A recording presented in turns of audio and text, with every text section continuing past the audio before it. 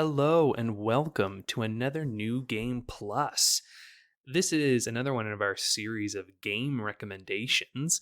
Last time we tackled JRPGs and we talked a little bit about maybe hitting on Western RPGs, but not all of us have played a ton of them. So instead, what we're going to do is we're going to try to hit on just all the categories that we think we've got enough for each of us. And the first one we thought of was puzzle games, which, to be fair, talking with Paula a bit about this, when I first suggested the idea, puzzle games, I was like, I know what a puzzle game is. And then as I started, going through and trying to select things, I went, oh my God, what the fuck is a puzzle game? I'm like, I guess Tetris counts, but like Tetris finishes eventually. And then I don't know, like, you know what I mean? Like, anyway, so what we're going to try to do is define what we think a puzzle game is first before we jump into our recommendations, because it does seem as though it encompasses a lot of the gaming sphere, one might say. I don't know. Does anyone have a definition that they've got on hand? I suppose the first thing that's worth mentioning, and you sort of hit on that, is almost every game has an element of puzzle solving. Like Hmm. games that have fighting in it, it's just creative puzzle solving on a very, very specific sort of time limit. And even games like God of War have overt puzzles in them. But I suppose Hmm. when you're talking about a puzzle game, it's a game where a majority of your time, I would say at least sort of 50%, is spent with progression gated by a Hmm. puzzle. Mhm. That's the way I've been thinking about it anyway, when I was looking at the games that I've played and what I wanted to bring to the table today. Yeah. And that feels to Yeah. me like the most concise definition, right? Like, and obviously, I think we do run into some issues where, like,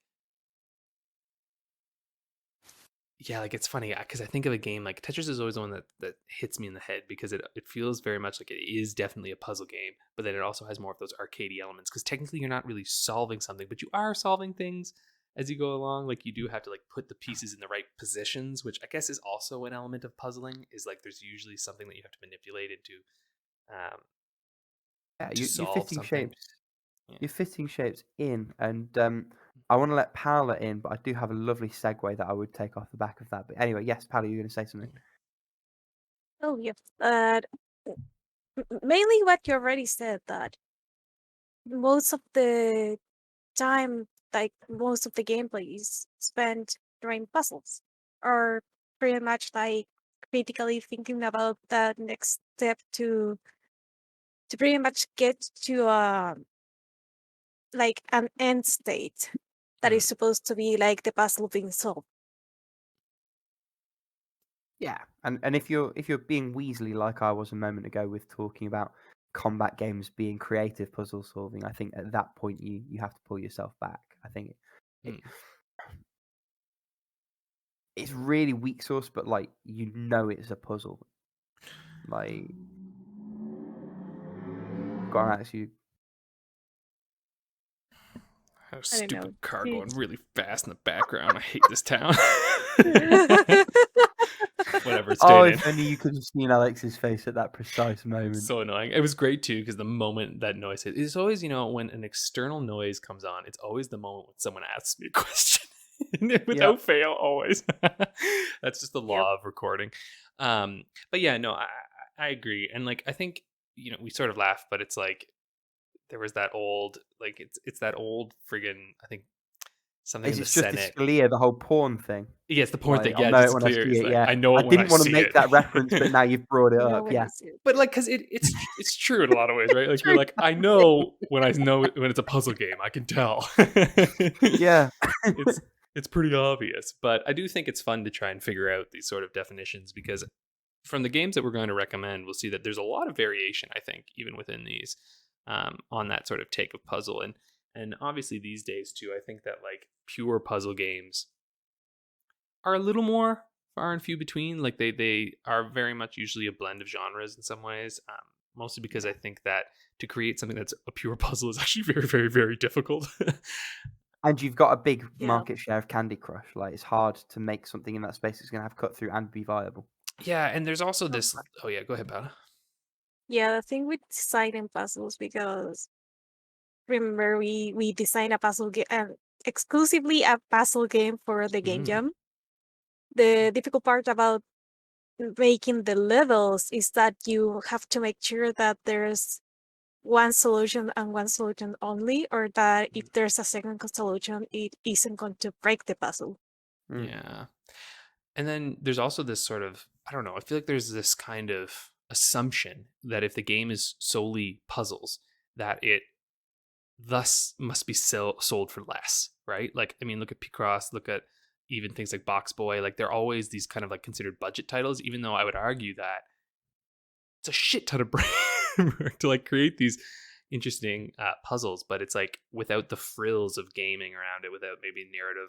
Without the spectacle. Yeah, there's almost this assumption that it's like, well, if it's just straight puzzles, can't pay too much for it. Which I don't know. That might just be a reality of like how much people are actually willing to invest in these things. But it might also just be because you know what, place Picross at about $10, and you bet your ass I'm buying it. You know, like there's a whole Yeah, I bunch get of that. reasons for that. Yeah. Yeah. So should we dive in then? Without further Yeah, ado. so I'm gonna pull my segue back from the brink. So the first category that we have is introductory games. So puzzle games with little to no experience required. And speaking of Tetris and fitting blocks into shapes, my pick is one that came to me courtesy of Paula, and that's Invento. Mm. It's just adorable little cats putting sushi in boxes, and it's on mobile. It's lovely. It's bite size. I feel like if an alien came to planet Earth and wanted to like try a puzzle game, that's the one I would put in front of them. Yeah, that is actually my pick too. So Oh, the so it is. I didn't even notice that. There you go. hey Rick, why are you like this? Uh, um, Oops. I the did this thing last about time it, as well, I think. yeah, I've been up. Oh my god, I think the thing about Invento that makes it so accessible, not only because it is on mobile or pretty much everywhere, is that it has a very simple concept, a very like a core concept, very few ways to manipulate this concept, and it uses it to like the maximum potential. And it doesn't really use it doesn't really use words. Like you just see the pictures, see what you're supposed to do, and it is very intuitive in a way that you just know how to play it in a way. Mm. And it's worth saying the difficulty curve is perfectly pitched. Yeah. There's always a balance between pushing you a little bit to stretch your ability, throwing new things at you, without overwhelming you or asking too much of you. Certainly, that was my feeling. I think our feeling because we all played it, didn't we? Our feeling with that game when we played it. There's a cute little Mhm. story too. Yeah, for sure, It for is sure. adorable. Yeah. And Alex, quite predictably, and to be fair, this is a better segue if I'd spotted it. Yeah, because I'm talking actually about Tetris. So yeah, Mm-hmm. I was a little torn on this actually. So I kind of have two answers that are the same really for this one. Where like one, if you're more, I don't know, if you're someone of who plays games in general or is younger and is like, or, like, you know, playing games now, I would recommend Tetris Effect as a good one to get into.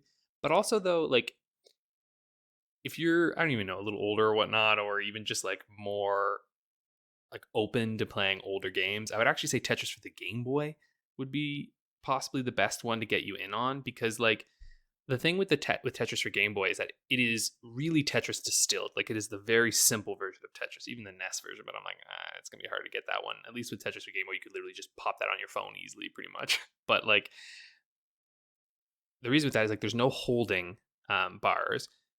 There's still not that like drop down. Like you can hold to make them go down faster, but there isn't like the immediate drop down. So like the controls are very simple. It's just here they are. You can rotate them. You push them down into space. Very very simple. And I think what I love about Tetris itself is that like we talked about how puzzle games usually are gating your progress, right? You know, you have to complete something in order to continue on. But I think what I love about Tetris is that the only thing that is gating your progress is your skill. And that's very much like in the arcade sort of sense of it, right? Like where it pulls from the kind of arcade sensibilities where it's more about like playing to challenge yourself and get better. But then there is that puzzling element of like, how do I get all the pieces to fit together to get those Tetrises? How do I manage my board? How do I get those skills better and better? And so for me, I feel like it's such an excellent way to get in because it kind of unlocks that loop in your brain of like, oh, this is fun, and oh, it's nice to get better, and oh, this is challenging, oh, like that, and the music's dope. But like that kind of like we've talked about this before too, but like even in Bento I didn't finish, right? Because like I just bounce off of puzzle games eventually, and I feel like that's like a very common problem with a lot of puzzle games these days, but especially the mobile puzzle games, because they're almost designed to be played, ad nauseum, just like forever and ever and ever. So that you keep pumping in, buy your candies or whatever, you know what I mean? So, Hmm. which is great. Like it's awesome that you can keep playing them, but then you also just sort of inevitably go like, ah, fuck it. And you just kind of leave, which I don't know if there's a real way to solve that, because you do want them to get more challenging as you go along. But yeah, that's why like Tetris for Game Boy for me really feels it. But then I also recognize that for a lot of people, they're just like, I'm not going back to the goddamn Game Boy. I love it, but hey, some won't. So like Tetris Effect, I think, is one of those like real sort of level up kind of games where it's just it pairs Tetris with these visual beauty. And so yeah, I think for me that's where I'd go. And I'm also just obsessed. Like I play Tetris all fucking time. Like whenever I'm like sitting, um, sometimes if I don't want to play Picross or something, I'll just grab my Game Boy and I'll play I think a Tetris while watching TV or something, because it's just like, yeah, clears your mind, get a good puzzle going. So that's why, and it sold basically made the Game Boy what it is, being a pack-in. So I'm like, clearly it's got something good going there. Sure, there's that historical component too, almost like rite of passage kind of thing. Yeah. Yeah. And that's also part of why I thought it's probably a good intro game, because I think it probably was a lot of people's intro game. For sure. Right. Fair enough. All right. Well, why don't we move on then to what we consider to be a foundational game? So a game for people who've got some experience, like kind of a game that's like, this is like, yeah, you want to play a puzzle game? Boom, here it is. So Paula, why don't you go first? Which one did you pick here? My my pick is The Room, mainly because it is simple in the sense of you are like just in this room with these books and you have to start opening these books. And it scratched like a very um like a sorry. Like it scratched the itch of like that escape room kind of game. And I feel that it has some very good like puzzle design in a way. And I recommend The Room in particular over The Room 2 and The Room 3 because it has is I don't know, it's like the core idea of the whole series made into like this little package that is like just the right length. And for puzzle games especially, like I feel that it is very dangerous for them to overstay their welcome because, as you said, Alex, people just bounce off of them. And I feel like The Room was like just the right length, it scratched the right itch for me that it was escape room games or like puzzle box games, like combined. Hmm. And it has this thing that all the puzzles are like connected together in a way, Hmm. if you know what I mean. Like it isn't like, oh, I'm solving this puzzle first and this puzzle then and this puzzle and they have like no connection. No. You have to solve this puzzle to get this piece to access this other puzzle to get this other piece and so on. Yeah. It's got a remarkably good hint system too. Like it doesn't give away everything, but it definitely like really guides you nicely. Yeah. Like and that's another thing that not a lot of puzzle games have, like a good hint system. Or a hint system at all. Yeah. Which actually, So yeah, speaking of, speaking of, maybe that's a good segue into The Witness. So this is one of Jonathan Blow's games, and The Witness is, and I'm not gonna sugarcoat it. It's fucking so fucking hard. It's like Hmm. absurdly difficult. I have not beaten The Witness. I have gotten very far into The Witness. I have not beaten The Witness. I will never beat The Witness. But what I will say is that if you've got experience with puzzle games and you really want to try like a very well crafted outside the box puzzle game, I mean, this is your shit. Like it's hard to argue that it's not immaculately crafted. Like it's very, very, very well made.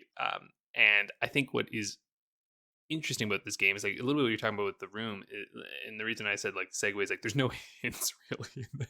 Not that I remember. Maybe there are some, but I don't fucking remember any hints. No, there aren't. Not that Yeah, I remember either. Anyway. and it's very much about like you're walking through and you're meant to kind of discover and piece together things. And yeah, it's definitely a game that made me feel like an idiot, but and Mhm. you're probably gonna feel that way. Like it's an extremely frustrating game. Um, but at the same time, like it's also compelling. Like you want to figure out what the hell's going on, and when you do figure out certain puzzles, I found that it was like extremely rewarding. This is way too often used, but I'm like, this is definitely the Dark Souls of puzzle games. You went Terrible. there. I went there. I went there.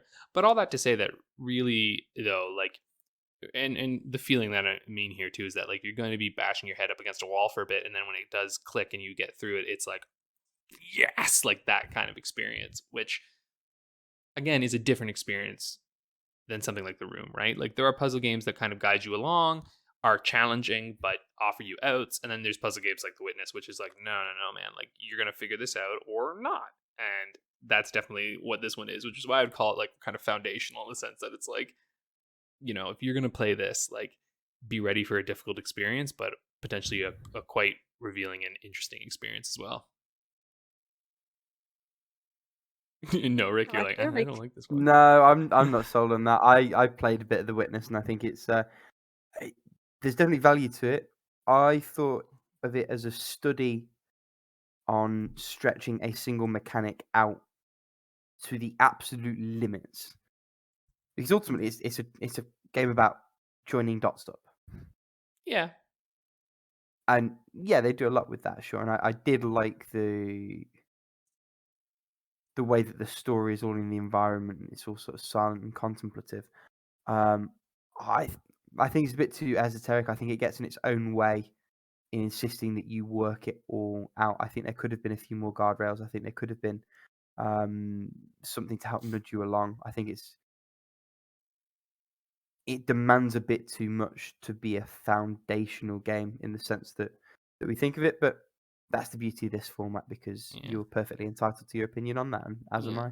And I mean that's And fair yeah, too. I think that like ultimately, and again, like it's one of these things where it's tough because damn it, why does it always come back to Dark Souls for me? But anyway, like it's that challenge of like, but I mean like that idea of like who does the game get made for? And I think you're right that ultimately, if there are a few more guardrails, I think more people could come in onto this experience.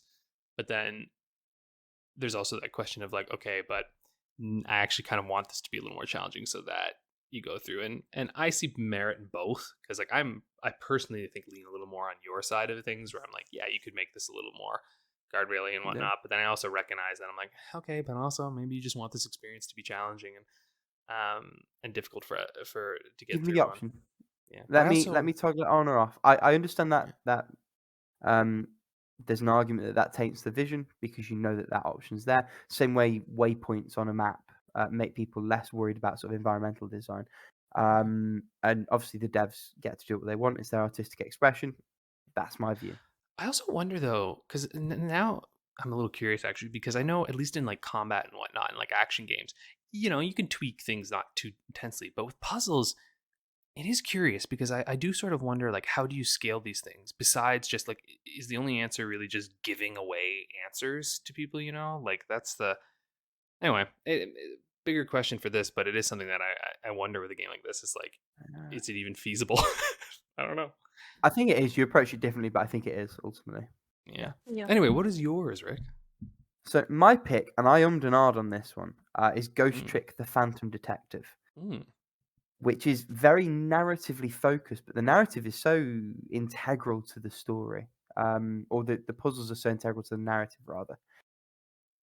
So when I was thinking about this, I compared it to two games. One that we were discussing in the preamble, which is 9 hours, 9 persons, 9 doors.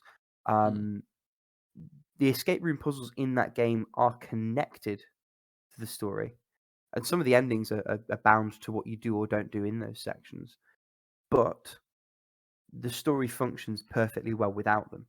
Mm. Um, I don't think that really is the same in Ghost Trick. I think what you do in Ghost Trick is so fundamental. You can't take the story you lose a lot if you take the story segments out. Yeah, I'd And the agree story with that. segments are mostly woven into the puzzle anyway, because the story moves with the Rube Goldberg kind of machine that you're constructing out of all the different inanimate objects that you play with.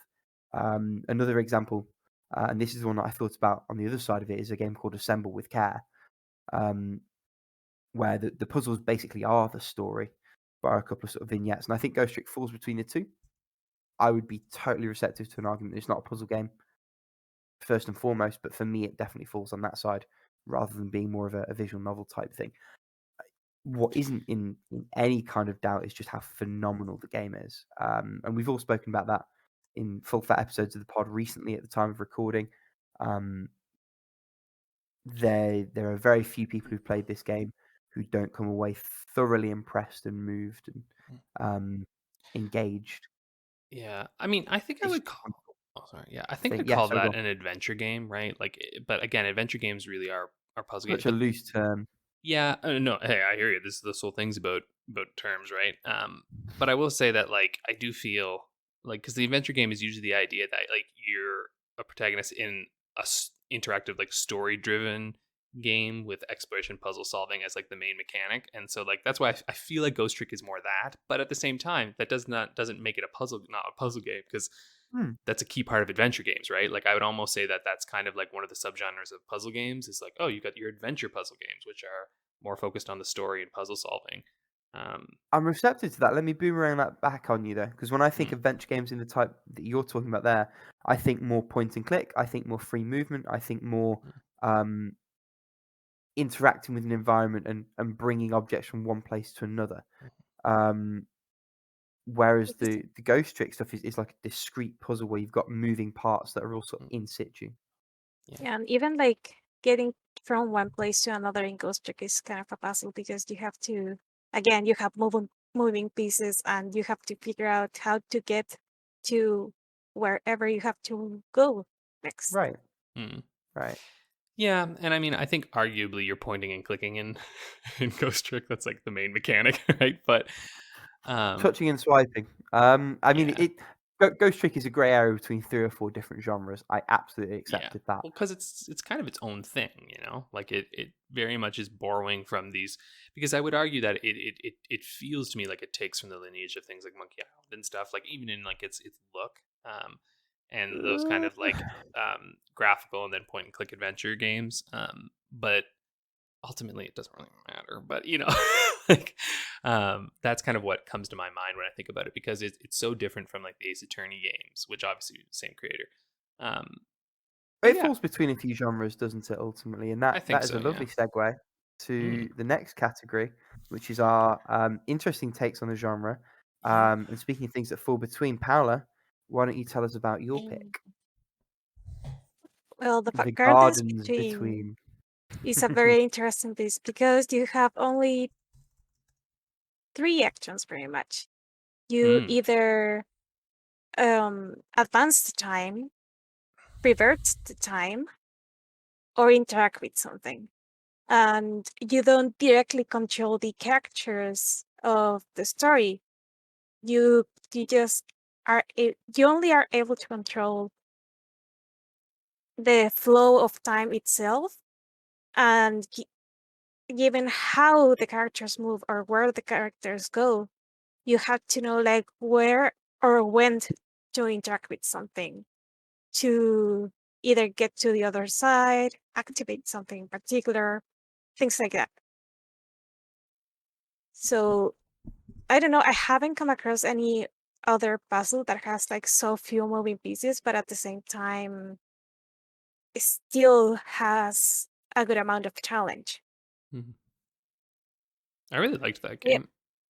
yeah, Actually makes me think a little bit of the It Takes Two segment where you're reminding time a little, actually. Like when you get to Resident Yeah, yeah. kind Actually, of. yeah, it's kind of like a game all around that idea.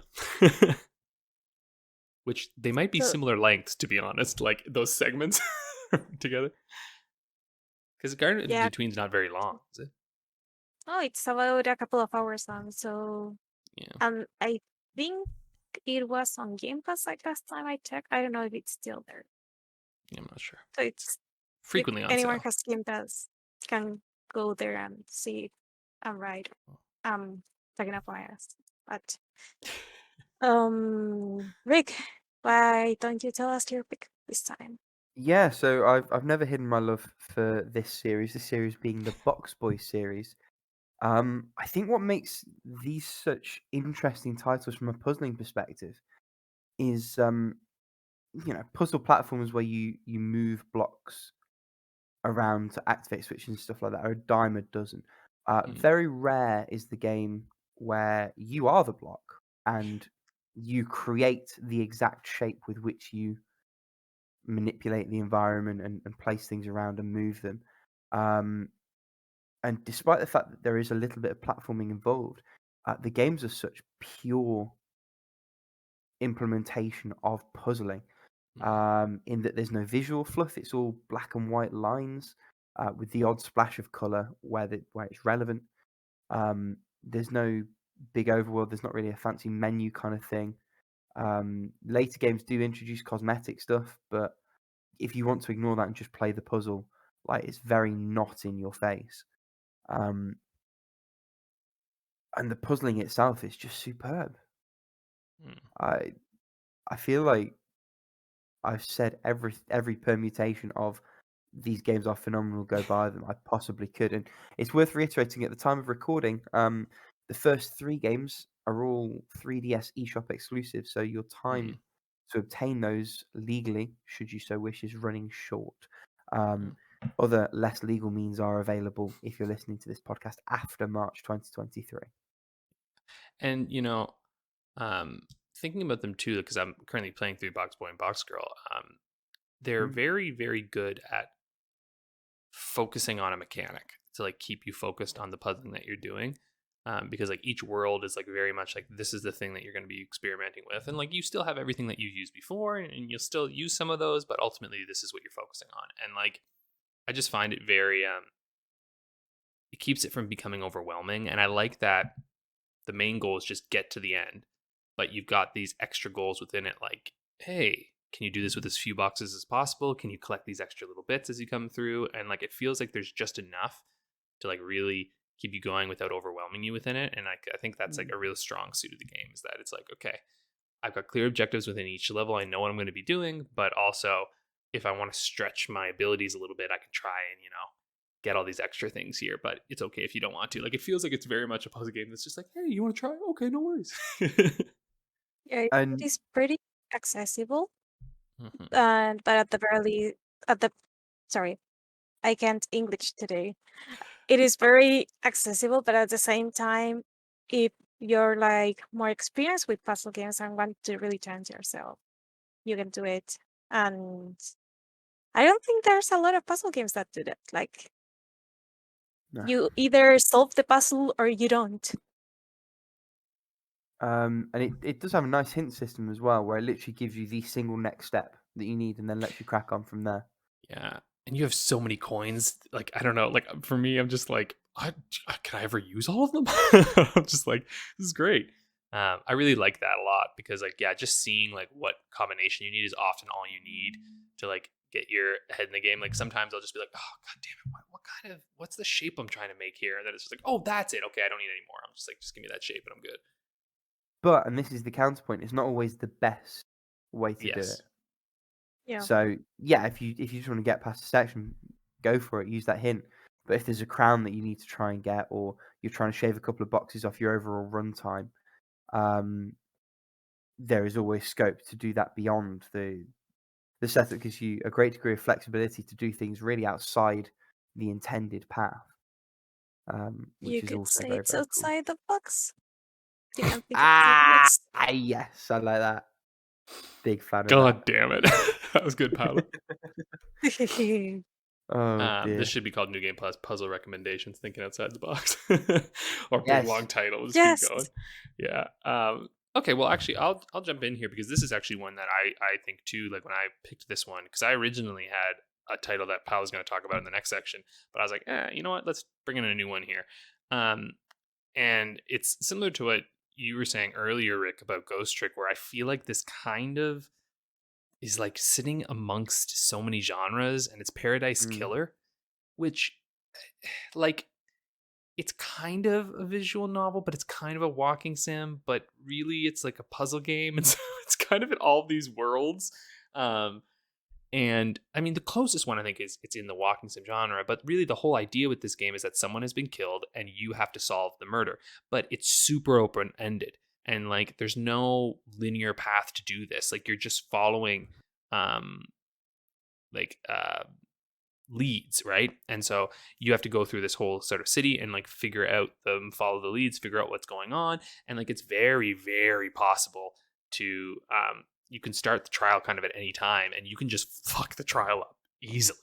And so really the puzzle becomes like seeing how everything fits together and figuring out how to get through all these leads and then figuring out how to present all this information in the end. And it's such a wonderful game, and I found it to be such an interesting take because we've had games like Ace Attorney, and we have lots of puzzle detective games where you have to find the information and then present it, and that's and they're fine, but they've often been fairly linear because I think for a lot of times, at least, it's super difficult to construct a mystery that is compelling, that can just be explored by a player, right? Usually you have to really be careful with what information that you're giving out there, because if you give too much, it's like, well, now it's not interesting. But like Paradise Killer does such an amazing job because the core mystery has so many branches to it, and there's so many revelations that like no matter what lead you go through, you're going to be getting something interesting and compelling. Like I never found that I would go to someone and I was like, well, I already know all that. Like it's like, no, everyone has a little something extra for me to learn. And so I found that kind of it felt like an actual investigation, I guess, like when you're discovering things and realizing that sometimes you're gonna have to push people a little harder than others, and you can have to go around and that things can go wrong. And it's also just gorgeous. It's very vapor where wave kind of look, like it's just like it's so fuck, it's good. It's good shit. It's like Broken Reality. That's another game that's like kind of in that vein that has that sort of same look. And I just love that shit. That 90s aesthetic kind of thing. Anyway, so yeah, that would be for mine for interesting take would be Paradise Killer. But why don't we go on to our current? Or actually, wait, have either of you played? I don't think either of you have played Paradise Killer, right? I No. haven't. I've seen it, I but I think you'd haven't both played. enjoy it, especially because especially because you like Ghost Trick too, Rick. Like I think you'd like Paradise Killer because I find it is an equally interesting take on a game. Like it's just a very compelling concept, really. Yeah, maybe. I mean, it's on my play later list on Game Pass at some point. because yeah, it Maybe. just went on Game Pass. Yeah. Oh yeah, Really that's did. awesome. Ooh, right? Play it on PC. Yeah. It's a good place to play it, I think. Because it's kind of point and clicky-ish, but I mean, you're walking around. Yeah. Anyway, let's get on to our current definitive modern interpretation, which is the definitive part, but the one that we consider, you're like, damn, yeah, puzzle games, listen up. You should look at this one. Must play. Yeah, Yeah. for sure. I'm going to jump in first if that's okay, because this again is similar in the vein of Paradise Killer a little bit, but Return of the Obra Dinn for me is another game where I'm like, it feels like I'm like, listen up, folks, take notes, because this is Lucas Pope, I think, right? Certainly is, yeah. Yeah. Of Papers, Please fame. Yes, which also though is incredible, right? Turn Mm. the Oberdin is amazing. I mean, this is another example of a game kind of like Paradise Killer in a lot of ways, where really you have to kind of solve these sort of leads on your own, and like you've got this watch that can essentially turn back time, and like you can see the moment of someone's death. And what's incredible is like you've got this ship, something has happened on the ship, the crew is dead, and you have to figure out who's the cause. You're basically an insurance agent who's like figuring out like who's liable here. And god damn, the story it unravels is so good, and the way you do it is so clever and so satisfying. Like I had so much fun with this game, and the only thing that's sad about this game is that once you've beaten it, you just can't play it again in the same way, and that's the only real sad. And that maybe is the true sadness of puzzle games, is that after you experience the puzzle game, 'tis the last time you will get to experience it that way. This is And I getting feel deep. yeah, but I feel arguably it's like worse than some genres, right? Like with RPGs and shit, like you're like, okay, well, I'll never get to experience the story the same way, but at least I can like make a new character and try new things in it. But with the puzzle game, it's just like, nah, son. Like once you beat that shit, that's it. Like you beat it. You know the puzzles now, unless you play years later when you forget. But it's always kind of there, you know. You get through and you're like, oh, I remember this part. um. So anyway, that's mine. What about y'all? So Oh, for mine. mine. Go Oh, ahead, go Paula. ahead, You go. Rick. Go. Go. God damn it. Okay, so for mine is Baba is you, Mm. and we already talk about how you sometimes have to think outside the box. But the developers cannot didn't even notice there was a box when designing this one because you are like a little funny thing, and you are able to move like these boxes of text, but you create the rules of the puzzle. Hmm. And I found that mind blowing because there are sometimes multiple ways to solve some of the puzzles.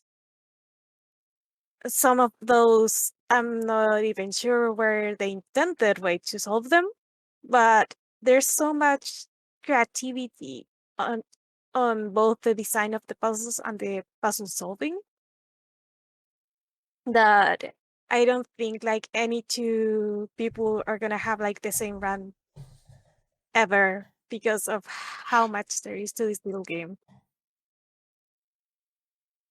This game So yeah, broke me a little bit. I tried playing it and I was what? like, it's like, fuck, I can't figure this shit out. Like, it's so outside the box for me. Like, I got through a fair bit, but then I just bounced off. And like, I'm not sad or ashamed to admit that me too dumb for this one. It's very outside the box. And like, honestly, like, yeah, I don't know what it is. Maybe I'll have to come back to it at some point. But I remember I got through like, I'm, it's not really worlds, but like they kind of have like, anyway, it's kind of like a second segment. And I was just like, I don't know.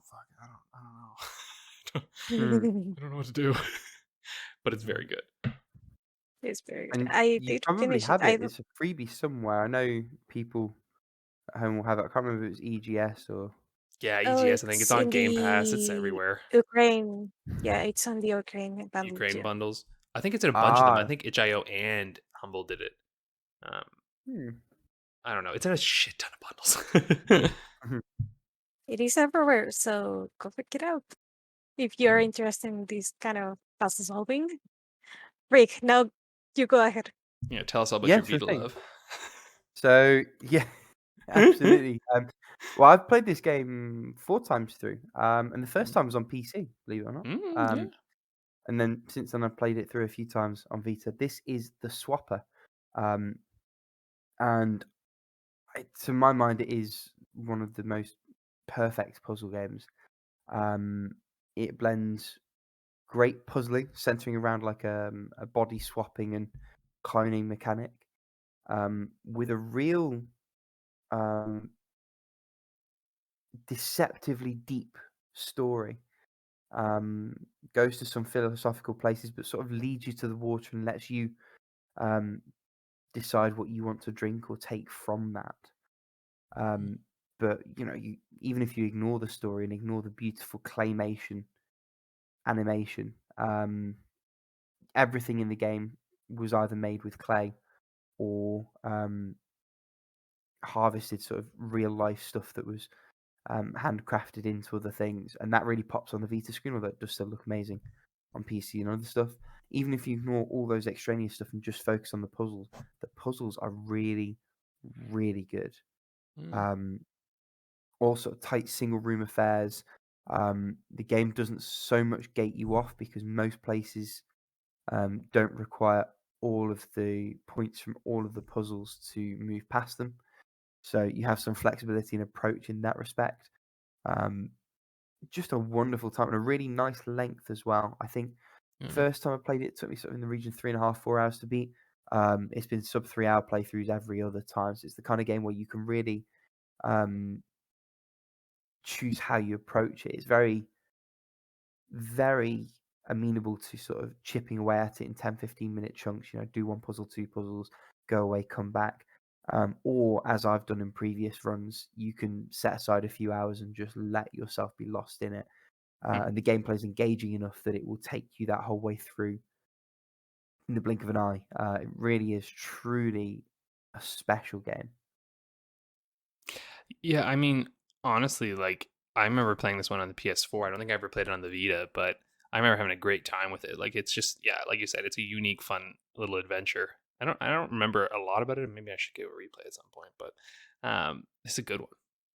And it goes for hella cheap as well. I think I paid something like 150 for it Yeah. on PC, and then I went and bought a limited run on Vita, which I was very happy about. So that was a bit more expensive. But Was it a yeah, PS Plus game at some point? I feel like it could well have been. It because could well I have don't been. remember paying for it, honestly. Yeah, but you have a hacked Vita, so oh no, it's PS4 you said, wasn't it? Yeah, this is Yeah, no, what. it must have been. Yep, it Must have been. was. Yep, North American PS Plus subscribers got the swap for free. Oh, there you go. It was like in 2015 or something like that. It was a while ago. Well, the game's been out for a while. That's the thing. It's not spring chicken, but very, very worthwhile chicken. Yeah, it was January 2015. That's when it came out on PS Plus. So, Okay. Wow. Speaking of blast from the past, let's go to our final category, which is a hidden gem or acquired taste. Mm. And yours has got a bit of a retro flavor to it, hasn't it, Alex? For this Yeah, category. I probably should have maybe saved this if we ever did point and clicks or something, but I don't know. This one again, genre. The reason I say it's acquired taste is it's Hypno Space Outlaw, and I really think it's not as hidden now. Like I think it's been getting more kind of coverage. I think it came to Game Pass recently, so I think it's got kind of a nice push there. But I would Mm, call it acquired taste because it is quite specific. Like you're playing on what is kind of like a late 90s, early 2000s representation of the internet, but it's like this really specific company's internet. Like you basically work for this company, and this internet is actually something that like jacks right into your brain. Like you like put on this headband and like kind of as you sleep, you get to use the internet. It's kind of a capitalist hellscape kind of thing, but it's awesome. And so you're kind of like this moderator for the internet and for this company, and you're going through and you're basically trying to find things that like go against their terms of service. And so it's very much a puzzle game because you try to find these elements, and the story unravels as you go along. And you know, it's in one part obviously kind of nostalgia bait, but it's really, really really compelling as a story. And so it does not at all rely on that nostalgia. Like if you didn't grow up using the internet at that time, it doesn't matter. This is still a really compelling puzzle game with an interesting story. If you did, it's going to be way more fun, like probably way up there in your kind of favorites. And for me, it was just like kind of like a warm hug the entire way through. Like it was just such a fun experience, and you really get a sense of like these people's lives as you're playing it, but not even necessarily, like only to the extent that you could on the internet, right? But like you really start to notice characters appearing. And it's just such a unique game because we've had some of those kind of desktop games, right? Where like you're on like someone's desktop and you're kind of doing things. And I find a lot of them are great, but often they're sort of done in this kind of narrative sense where like you're just kind of like role playing an individual, which is mm, fun and cool. But that's kind of like Secret Haven, a little bit like actually one of the ones we did in Steam Next Fest. But like even think like when we were playing like Emily O's Away and things like that, and like even like something like Mixed Messages, although less Mixed Messages, that one's more kind of like a visual novel. But anyway, you know what I mean, right? Like there's these sort of games where you're kind of playing as an individual. But Hypnospace Outlaw, I think what's unique about it is that it's very much a puzzle game. And it's less about you role playing this moderator and more about you just happen to be a moderator and you're going to unravel a mystery on your computer. And like who hasn't, when they were even younger or whatnot, gone on that kind of like spiral of like trying to like investigate something on the internet, and you're like going through all the like it's just like it taps into that sort of fun and enjoyment. And yeah, I can't recommend it enough, and especially because it's on Game Pass now. I'm just like, oh my god, pick this up. And but do yourself a favor, please, for the love of all that is holy, play this on the PC. I know it's available on like consoles and on Switch and stuff, but like for fuck's sakes, it's play it on the computer. And I you mean, don't this need a one's big not computer a to run touchscreen, this. right? Like that might not be as bad, but Yeah, and I don't know if it uses the touchscreen though. To be honest, on the Switch, maybe it does. Who knows? If it's on PlayStation, I hope it can use the touchpad thing in the middle. But anyway, Chicory figured it out, so I'm sure this game can. But just saying, like, it's meant to be on your computer. Like, I played this on my old shitty laptop and it worked completely fine. And like, I was just like, it's so enjoyable to just like sit up in a chair and just like go through this as if you're on an old computer. Like, I really, really can't recommend that part of it enough. But anyway, that's Hypnospace Outlaw. Rick, I see you've had choice paralysis a little bit. Yeah, Just a little bit. I've gone for a DS triple feature. I couldn't pick between any of these. They are all stone cold 10 out of 10 classics for me. So I'll shoot through them. First, Henry Hatsworth in the Puzzling Adventure. Yeah, we talked This about is this an one. EA published little project. I think we have touched on it previously in other situations. It is a 2D action platformer where every enemy you kill on the top screen becomes a block on the bottom screen. And if you don't constantly switch between the two screens and time doesn't pause, so you have to solve those puzzles while you're vulnerable on the top screen, those enemies will come back super powerful. So it's this really cool juggling act on top of the platforming and the puzzling. Real novel sort of approach to splicing those genres together. Secondly, Soul Bubbles, aka the greatest game you've never played. It's a little puzzle game on the DS, again, because all three of them are, about guiding spirits from A to B in bubbles that you can expand and contract and split and move around. Super relaxing, super wholesome, beautiful sort of paintbrush style art, kind of watercolory. A wonderful little soundtrack. Just a joyous, cozy little game to play. Finally, Might and Magic Clash of Heroes, which combines a turn-based RPG type thing with match 3 elements, and this is a game that I dreamed solving puzzles of in the nights between playing it when I fell deep into this around high school. It's got like a 30-hour campaign. It's a real chunky beast of a game, and the puzzling is phenomenal. The PC port's supposed to be pretty god awful, so avoid that like the plague. Mobile port's supposed to be okay. If you have original hardware, play this on DS. It isn't too hard to find. Alternatively, grab yourself an emulator. It's very emulatable because it's all touchscreen control anyway. Mhm. So, absolutely worth a look. And it again a mashup that is fairly novel and comes off beautifully. Nice. That's my cheating 3. Paula, take us home. Yeah. Well, this last one is kind of quirky because you're this guy who's like, you know what? I want to make a harem. So I'm gonna go to the underworld, Uh-huh. to hell. I'm gonna go to hell, and I'm gonna pretty much like run around collecting uh girls, pretty much. But Standard. Okay, yes, but continue. but yeah, it is a very weird one, and if you don't vibe with that, like with animation, like at all, you're not gonna like this. But the puzzle is surprisingly fun. Like like you have a limited amount of steps to get to a certain like to the others to a certain part of the oh my god, I can speak today. You have a set amount of paces to get to where the girl in the level is, and you have to get there while dodging traps, killing enemies, and trying not to die in general. And sometimes you also have to like get like do boulder puzzles or get the key before you go to the door and unlock the door and get the girl. But I feel like that, you won this assignment. This is both a hidden gem and definitely an acquired taste. yeah, like a friend recommended this one to me because he was like, "Hey, this game is stupid, but the puzzle is amazing.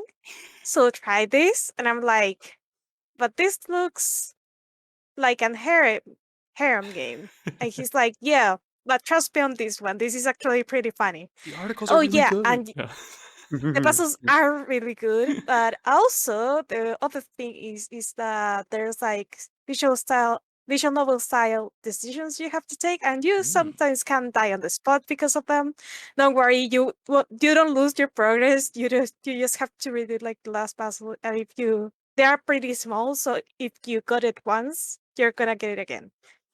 And though the last puzzle goes insane, like the the last stage is kind of brutal, not gonna lie.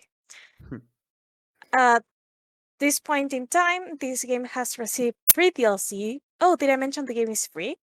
Oh well, And shit. it also has a Vita port unofficially. Oh, So if you have a Wait, hacked it Vita, does?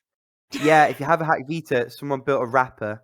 So you take one of the game files from PC, you patch it, you put it on your Vita, it'll play. Beautiful. It's how I plan to play it. I've got it downloaded already. there you go.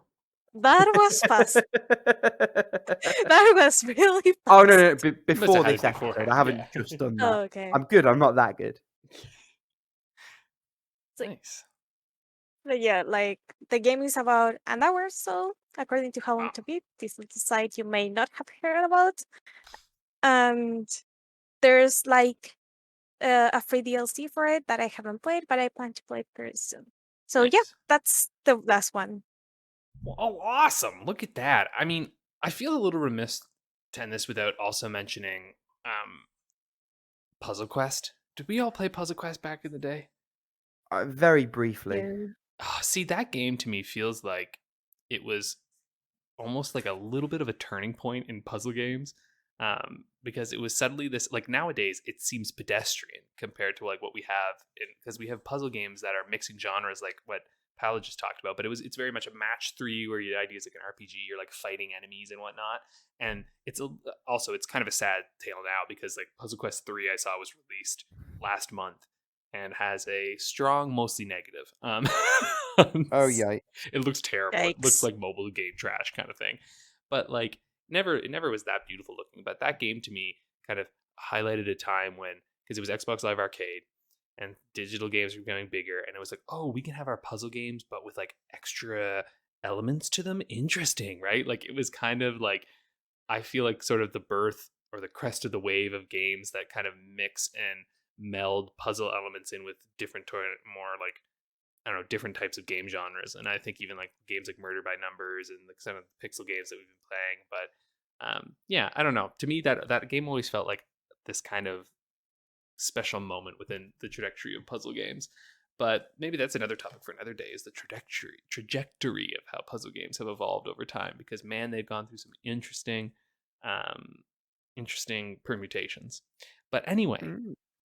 any final thoughts, team? I feel like we've recommended a great slew of puzzle games that you should all definitely try out.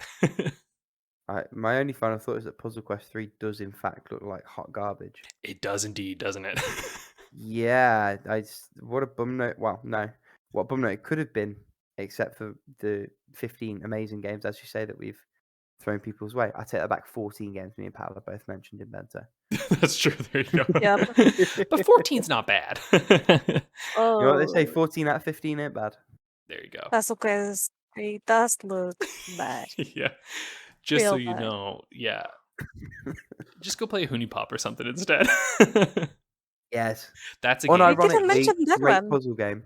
How did we not mention Honey Pop? Yeah, I don't know. We did Well, mention Play Gear, but we should have mentioned Honeypop instead. it's hard for when it comes to like match 3 game. I don't know why, but match 3 is always like, it's actually a pretty difficult to make, I think, a really good match 3. But at the same time, when you play a good match 3, you're like, oh yeah, it's just a match 3.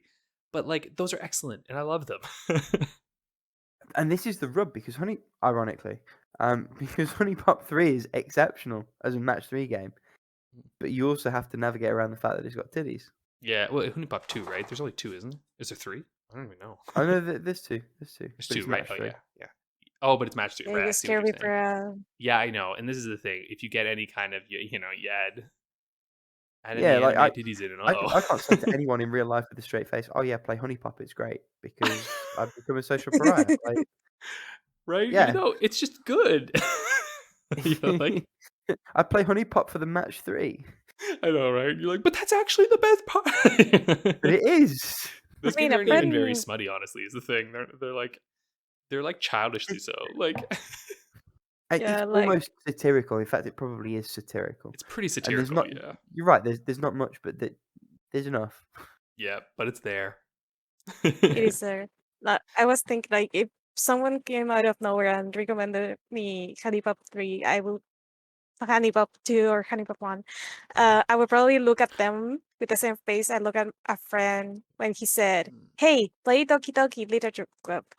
And I saw the like the presentation. I saw the page on Steam, and I was like, "I- Is this what I think it is?" And I play otome games. I have no right to judge, but at the same time, we were like in a public space, and he was showing me the game, and I'm like, Don't show me "Really, here. dude? Here?" Yeah. Mm. And I'll he's never like, "It is not what you think it is. I swear." Yeah, we'll never judge you here on the podcast, but we can't promise no one will. The only reason we might judge you is if you didn't smash the like button underneath this Oh, video. there you go. Well, tell I've us got what it in. puzzle You can go games now, please. you would recommend, because we're always down for some good puzzle games. So, use our categories if you want, or just shout it out to us. We're happy to hear.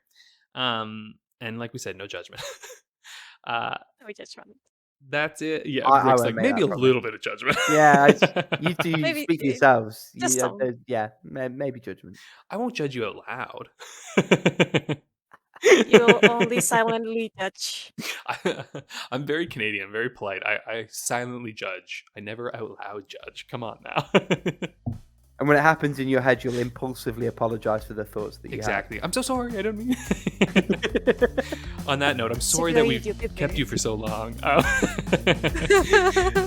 But we'll see you next time. Toodaloo. have. Bye. Bye.